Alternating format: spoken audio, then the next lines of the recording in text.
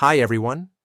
This time, I want to talk about what could be described as a mind control level way of making someone unable to pull away from you.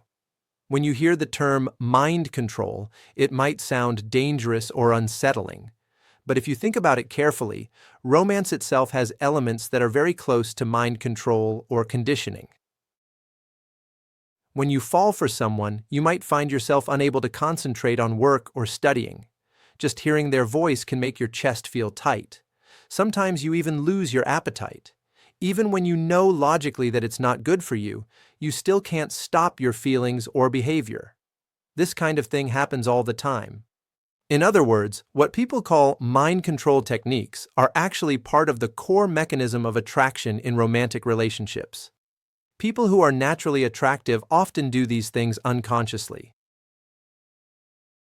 In this video, I'm going to put those mechanisms into words and break them down into concrete steps.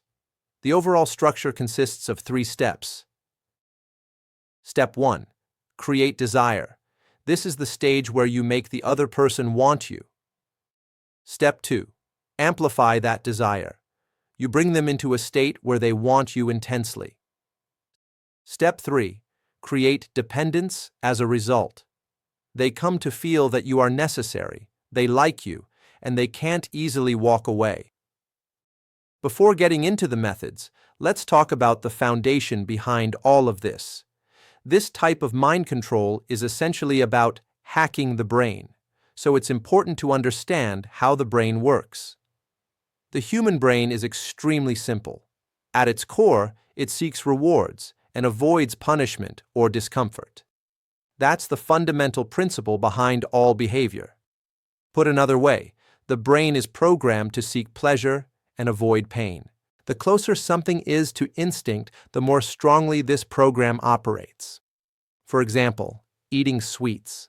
Sweet foods are an energy source for the brain, so they're registered as pleasurable. They taste good, and they create a sense of happiness. However, if you're on a diet, your rational mind knows that sweets are bad. They make you gain weight, lead to failure, and carry risks.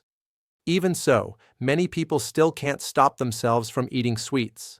That's because the instinctive program to seek pleasure and avoid discomfort overrides rational thinking. This is exactly the same mechanism at work when someone knows they should end a relationship, yet can't bring themselves to do it. Being in the relationship has become pleasure, and ending it has become pain. That's why they can't stop. That's the premise. Now let's move on to the concrete methods of mind control. The foundation is conditioning. To get someone to act in a desired way, using rewards and punishment is effective. Controlling behavior through rewards and punishment is called conditioning. It's easiest to understand if you think about training a dog. When the dog sits, you give it food or praise. When it doesn't, you make a loud noise or scold it.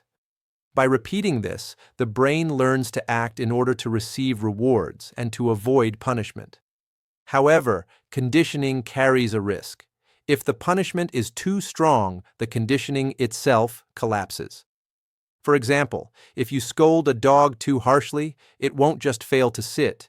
It may stop approaching its owner altogether or become fearful and unable to act. The same applies in romantic relationships. If you show coldness or anger thinking it's punishment, the conditioning may attach not to the behavior, but to you as a person. In other words, the person learns, being around this person is dangerous. As a result, they end up disliking you.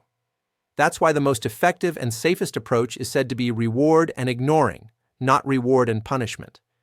When the desired behavior occurs, give a reward. When it doesn't, don't scold, simply ignore it.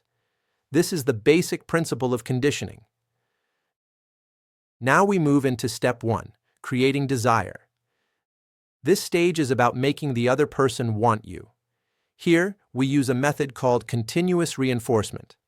Whenever the desired behavior occurs, you always give a reward. The reward used here is fulfilling the need for approval. The need for approval is incredibly powerful, yet easy to satisfy. People are strongly drawn to those who acknowledge and validate them. Complimenting, recognizing, expressing gratitude. Phrases like, "That's impressive," "Thanks to you," or "I really appreciate it," strongly satisfy this need.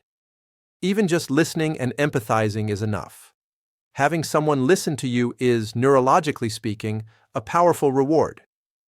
By repeating this, the act of talking to you itself becomes pleasurable for the other person. Then, in step 2, we use intermittent reinforcement. This means intentionally randomizing when rewards are given and when they aren't. Up until now, you always responded warmly. Then suddenly you become slightly distant. This creates uncertainty in the other person's mind. Why? Did I do something wrong? To resolve that discomfort, they start trying harder to regain your attention. Their behavior escalates. When you then give the reward again, they feel intense relief. This cycle of anxiety and reassurance amplifies desire even further. Repeating this eventually leads to step 3. The person becomes strongly attached to you and finds it difficult to leave.